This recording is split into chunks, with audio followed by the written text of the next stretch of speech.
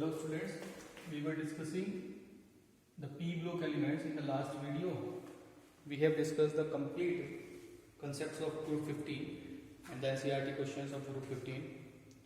चलिए, so today we are going to continue the chapter and the next topic is group number 16, chalcogens. Chalcogens, the name to the group 16 given from the Greek language. It is Greek language and it is given for the combination of oxygen and sulfur. Combination of oxygen and sulfur with copper.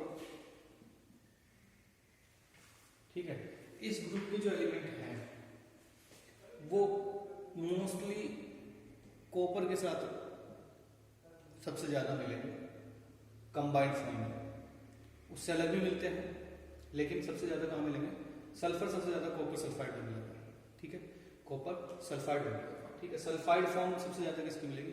Copper की मिलेगी, lead की मिलेगी। ठीक है, चलिए, तो इसका occurrence अगर आप देखना चाहें तो अकरेंस में क्या होगा कि जो ऑक्सीजन है ये 46% के आसपास एटमॉस्फेयर में, अर्थ क्रस्ट में मिलता है आपको बाय मास।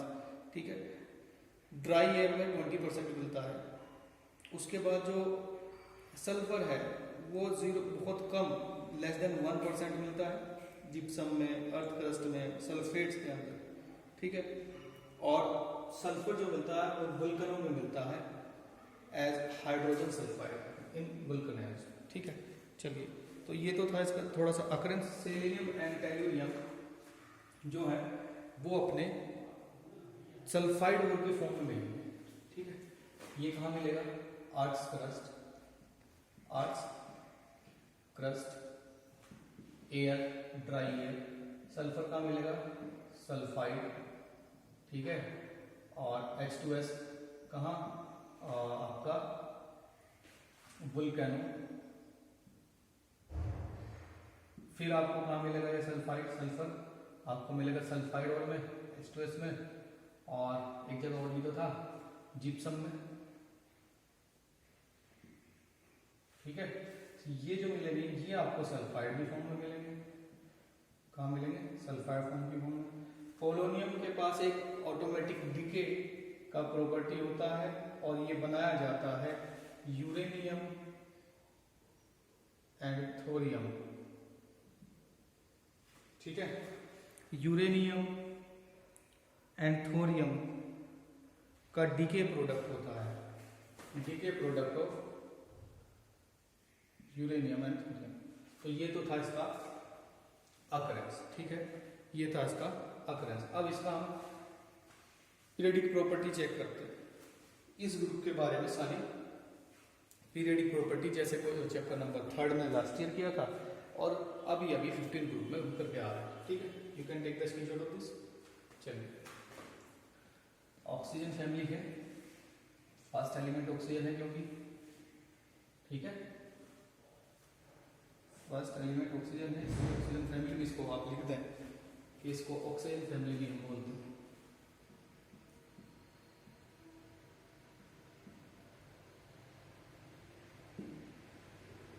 ये, ठीक है, चलिए, सो फर्स्ट ऑफ ऑल इसमें स्टार्ट करते हैं electronic configuration.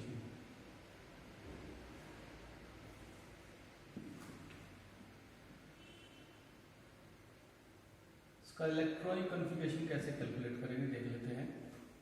Oxygen 8 1s2 2s2 2p4, sulphur 16 1s2 2s2 2p6 3s2 3p4, selenium 34 4s2 4p4, 52 tellurium 5s2 5p4, polonium इसको डिस्कस ही नहीं करते क्योंकि रेडियो एक्टिव एलिमेंट होता है। ठीक है, अब हम देख रहे हैं कि लास्ट शेल का जो इलेक्ट्रॉनिक कॉन्फ़िगरेशन आ रहा है S2P4 S2P4 S2P4। ठीक है, means general electronic configuration of group 16 is NS2 NP4, NS2 NP4 इसको डिफाइन कर लेते हैं। दो इलेक्ट्रॉन किसके पास होंगे? S सब शेल के अंदर होंगे, P सब शेल के अंदर 3 ऑर्बिटल होंगे और वहां पर 4 इलेक्ट्रॉन होंगे। ये आ गया बस। तो ये था इसका इलेक्ट्रॉनिक कन्फिगरेशन। चलिए इसके बाद डिस्कस करते हैं इसमें दूसरा atomic radius. Atomic radius, atomic radius as we know increases, हमको पता है increases down to the group, किसी भी ग्रुप में आप चले जाए इंक्रीज होती है, because z effective inversely proportional to the radius, और जब आप ऊपर से नीचे जाओगे z इफेक्टिव घटेगा तो रेडियस बढ़ेगी। ठीक है, सिंपल सी बात। तो ये तो बहुत ही आसान क्वेश्चन था, ठीक है, रेडियस वाला, इसमें कोई दिक्कत नहीं होनी चाहिए। चलिए नेक्स्ट है आयनाइजेशन एंथैल्पी। ये ठीक है,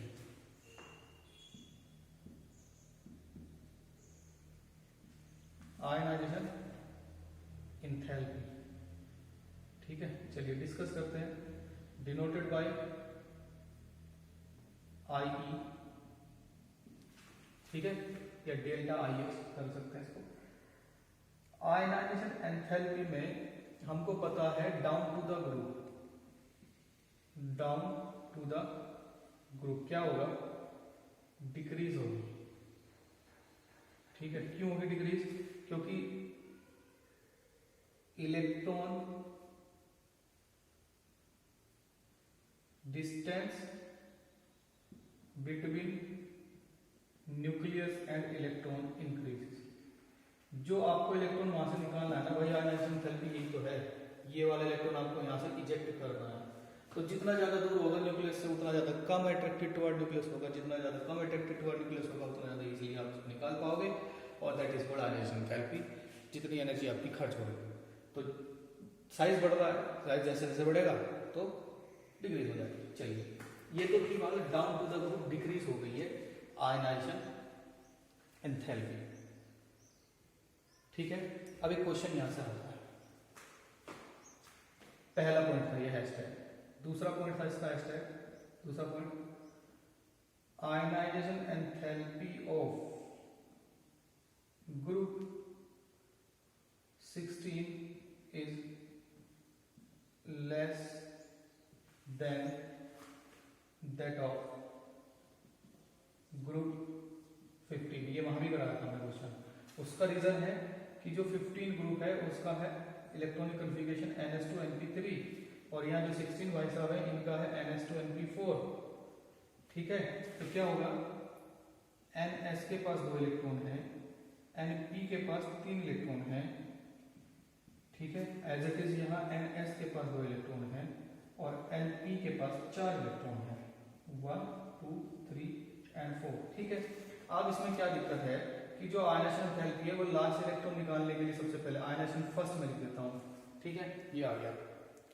तो मेरे भाई यहाँ पर जब यहाँ लगाओगे इसको इलेक्ट्रॉन को निकालने के लिए, और एक इलेक्ट्रॉन फोर्थ जो इलेक्ट्रॉन डाउनवर्ड आपने जो फिल किया जिसका S का वैल्यू -½ है, उसको जब यहाँ से निकालोगे तो दोनों की एनर्जी में फर्क है। क्यों? Because it is half filled stable, इसके पास एक्स्ट्रा स्टेबिलिटी फैक्टर है जो कि हाफ फिल्ड होने की वजह से पी सबसेल के पास यहाँ पर है, किसके अंदर? ऑक्सीजन, सॉरी 15 ग्रुप एलिमेंट्स के अंदर, जबकि 16 ग्रुप एलिमेंट्स में ऐसा नहीं है। 16 ग्रुप एलिमेंट्स में इलेक्ट्रॉन एक्स्ट्रा है।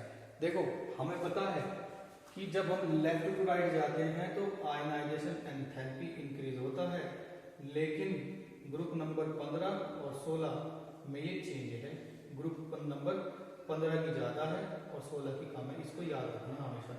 हर बार जहाँ पे ग्रुप 15 और 16 का क्वेश्चन आ रहा है मैं आपको ये बता रहा हूँ, हर बार 15 में पढ़ा है, 16 में पढ़ा रहा है, ठीक है। 3rd चैप्टर में पढ़ा था, आयनाइजेशन एंथैल्पी जब टॉपिक आया तब भी पढ़ा था, ठीक है। ये आ गया। इसका नया एक हैशटैग और है इसका, दो तो हो गए, तीसरा और करते हैं।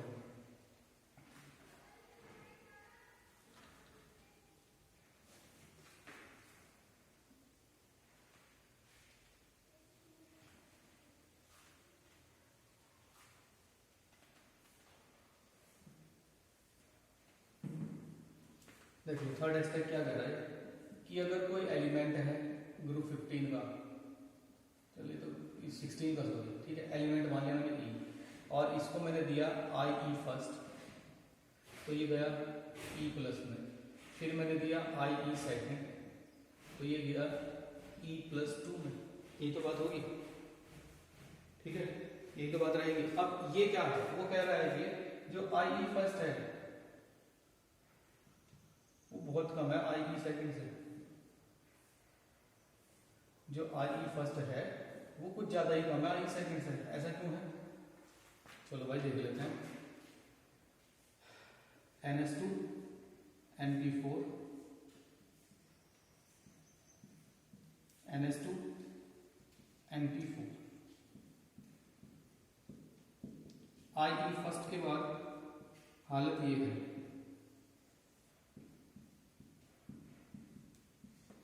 आई ई फर्स्ट के बाद हालत ये है, और ये स्टेबल हो गया, फिर से आ गया 15 वाला मेटल लग गया, हाफ फिल्ड, क्या हो गया, हाफ फिल्ड।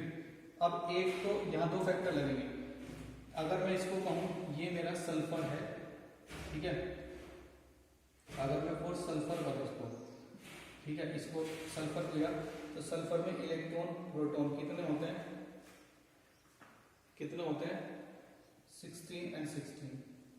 आपने उसको आई ई फर्स्ट दिया, एस प्लस में भेजा, तो क्या आएगा, इलेक्ट्रॉन 15 और ये 16। एक तो ये फैक्टर लग रहा, ये वाला, कि जहां प्रोटॉन ज्यादा वहां तो अट्रैक्शन पहले ही ज्यादा हो गया, सेकंड तो आयनाइजेशन एंथैल्पी पहले ही ज्यादा होनी थी, लेकिन और ज्यादा कम क्यों होगी, क्योंकि इसके पास एक्स्ट्रा स्टेबिलिटी फैक्टर जो है, जब इसको सेकंड में लेके जाने की कोशिश करोगे, एक तो ये वाला फर्स्ट तो ये लग गया, और सेकंड लग गया आपका स्टेबिलिटी फैक्टर, ठीक है, ये इसको ध्यान रखना,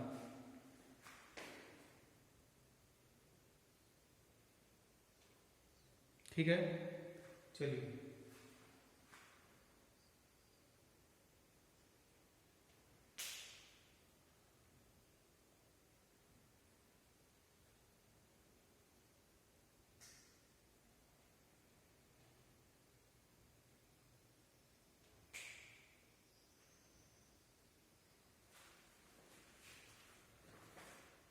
ठीक है, चलिए तो अब इसको नेक्स्ट करते हैं। इसके लिए आयनाइजेशन एंथैल्पी हमने कर लिया, 3 हमने पॉइंट इसके कर लिए हैं, ठीक है, 3 पॉइंट हम इसके कर चुके हैं। अब हम करेंगे next 4th point,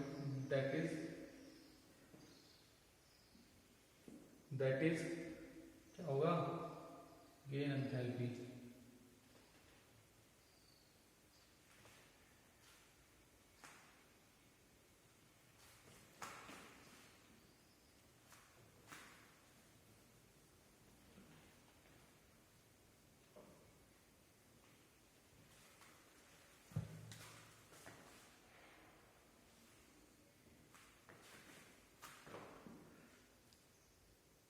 fourth point है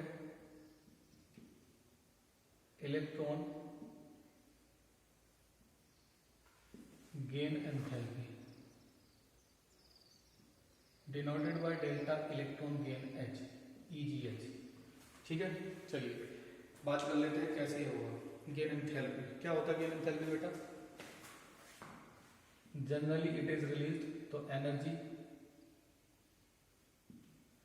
released after accepting an electron in outermost shell by an isolated gaseous atom,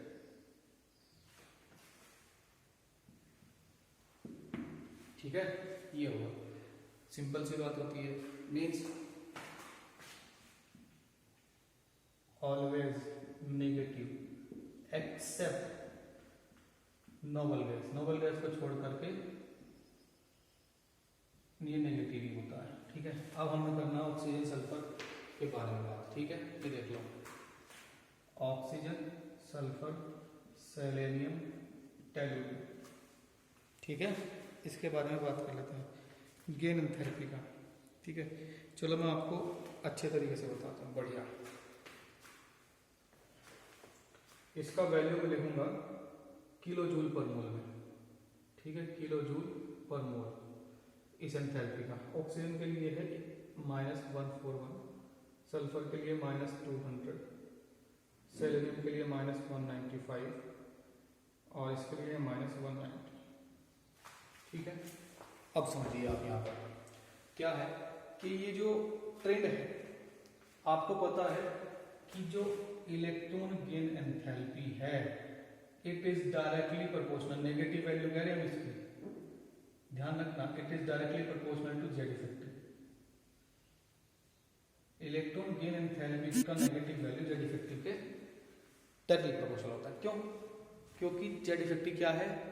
power of nucleus, charge of nucleus, effective nuclear charge which attract electron toward itself. Nucleus की side जो electron खींचता है, और वही काम हमें कराना है। एक बार बताओ, ये एटम है, सपोज यहाँ कोई इलेक्ट्रॉन घूम रहा है, ये अट्रैक्शन लगा ही रहा है न्यूक्लियस अपनी शेल्स के ऊपर, तो एक एक अट्रैक्शन इस सेल इस इलेक्ट्रॉन के ऊपर भी लगाएगा, और अट्रैक्शन तो वही लगाएगा, जिसके पास ज़्यादा होगा वो इस इलेक्ट्रॉन के ऊपर ज़्यादा लगाएगा, जिसके पास कम होगा वो कम लगा पाएगा, और जो ज़्यादा लगा पाएगा वो अच्छे तरीके से एक्सेप्ट करेगा, जो कम लगा पाएगा वो कम तरीके से एक्सेप्ट करेगा। जो ज़्यादा एफर्ट लगा पाएगा या अट्रैक्शन लगा पाएगा वो ज़्यादा स्टेबलाइज करेगा, जो कम लगा पाएगा वो कम स्टेबलाइज करेगा। जब स्टेबलाइज ज़्यादा करेगा तो वहाँ ज़्यादा नेगेटिव वैल्यू आएगी, और जो कम स्टेबलाइज करेगा वहाँ कम नेगेटिव वैल्यू आएगी। इसका मतलब टॉप टू बॉटम जब जेड घटता है इफेक्टिव, यानी कि स्टेबलाइजेशन की वैल्यू कम होती जा रही है, इसलिए एनर्जी रिलीज तो हो रही है, नेगेटिव का वैल्यू एनर्जी रिलीज हो रही है लेकिन कम।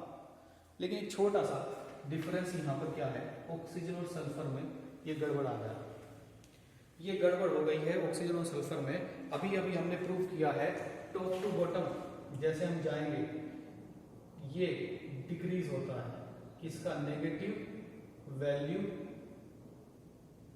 डिक्रीजेज, किसकी? जो ये हम पढ़ रहे हैं, ठीक है, अभी अभी हमने प्रूव किया है। ठीक है, लेकिन यहाँ क्या हुआ, यहाँ नेगेटिव वैल्यू इंक्रीज होगी, ये क्या हुआ? ठीक है, ये क्या हुआ, इसको जरा देखते हैं।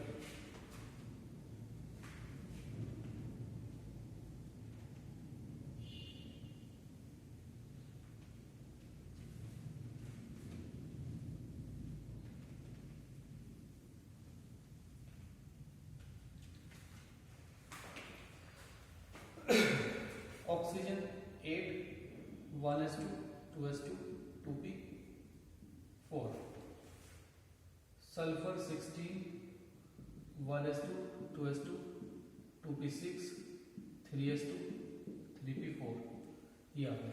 ठीक है, अब यहाँ जरा एक फिनोमेना दोबारा से हमें मेजर करना पड़ेगा। ठीक है, फिनोमेना क्या मेजर करना पड़ेगा देखते हैं। मैंने एटम का स्ट्रक्चर बनाया, first shell, second shell, third shell, fourth तो हमारे पास है ही नहीं। ठीक है, चलिए, first shell and second shell oxygen के लिए, तो फर्स्ट शेल में 2 इलेक्ट्रॉन ये रहे, सेकंड शेल में 6 इलेक्ट्रॉन ये रहे। ठीक है, इसमें 2s2 2p4 आया और यहाँ 1s2 आया, इसमें 1s2 2s2 2p6 3s2 3p4, ये मैंने सल्फर के लिए लिया, ऐसे मैंने ऑक्सीजन के लिए लिया। बाहर की आउटरमोस्ट शेल कौन सी है? ऑक्सीजन के लिए सेकंड। फेस कौन कर रहा है? फर्स्ट शेल का एस, फर्स्ट शेल का एस इसको फेस कर रहा है। बाहर की शेल कौन सी है? थर्ड। फेस कौन कर रहा है? पी, फेस कौन कर रहा है? P. Shielding S P D ठीक है। अब ये जो P आ रहा है ये कम शील्ड कर पाएगा, P जो है कम शील्ड कर पाएगा देन S। तो यहाँ भी अट्रैक्शन लग रहा है, यहाँ भी अट्रैक्शन लग रहा है, यहाँ भी अट्रैक्शन लग रहा है, यहाँ भी लग रहा है, यहाँ भी लग रहा है, ठीक है। अब यहाँ क्या है कि यहाँ रिपल्सन भी लग रहा है, ये वाला एक रिपल्सन यहाँ लगेगा, दूसरा रिपल्सन लगेगा यहाँ, ठीक है। बात आती है इस केस में, इस केस में तो S और S एक दूसरे को फेस कर रहे हैं, S इसको रिपेल कर पाएगा, ठीक है। लेकिन यहाँ क्या होगा, P जो है उसको रिपेल पिछले वाले केस से कम कर पाएगा, P जो है उसको रिपेल कम कर पाएगा, और जब कम कर पाएगा तो ये तो वर्क करना बंद कर देगा। डोमिनेट कौन करेगा, ये वाले भाई साहब, डोमिनेट कौन करेगा, ये वाला डोमिनेट कौन करेगा, अट्रैक्शन। दो फोर्स लग रही है सेल के ऊपर, एक रिपल्सन एक अट्रैक्शन है। रिपल्सन है कम, अट्रैक्शन है ज्यादा, तो अट्रैक्शन यहाँ पर डोमिनेट करेगा और इस शेल को सिकोड़ लेगा अपने पास। जब इस शेल को सिकोड़ के, इसको बोलते कॉन्ट्रैक्शन, इसको बोलते श्रिंक होना, तो श्रिंक जब हो जाएगा तो यहाँ पर इफेक्टिव न्यूक्लियर चार्ज बढ़ गया है, यानी कि ये जेड इफेक्टिव काम कर रहा है, बढ़िया काम कर रहा है। इसकी जो शेल है वो न्यूक्लियस के ज़्यादा नज़दीक है, जब उतनी ही नज़दीक है जितनी ऑक्सीजन की है लगभग, ठीक है। साइज भी इनका लगभग इक्वल सही रहता है। तो जब ये है तो जो कोई इलेक्ट्रॉन आसपास आएगा उसको भी ऐसे ही खींचेगा उसी फोर्स से, और जब उसी फोर्स से खींचेगा ज़्यादा स्टेबलाइज करेगा तो फिर से ये सल्फर ज़्यादा स्टेबलाइज करेगा तो इसकी एनर्जी ज़्यादा आ जाएगी, इसलिए ये काम हुआ है, ठीक है, इसलिए ये काम हुआ है। तो ये था आपका इलेक्ट्रॉन गेन एंथैल्पी, ठीक है बेटा, ये था आपका electron gain enthalpy in case of group 16, ठीक है। चलिए, इसका last classification, sorry last periodic property है, दैट इज कॉल्ड इलेक्ट्रोनेगेटिविटी।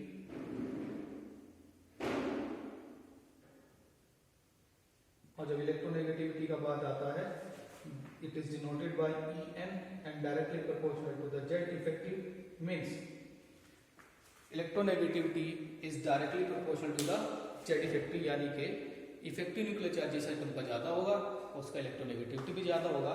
कुल मिलाकर के ग्रुप की बात कर रहे हैं तो इसको लिखेंगे हम decreases down to the group, decreases down to the group, बस खत्म, डाउन टू द ग्रुप, ठीक है। ये आपका हो गया। तो इसके पीरियडिक प्रॉपर्टीज ग्रुप नंबर 16 का हमने खत्म कर लिया है, ठीक है।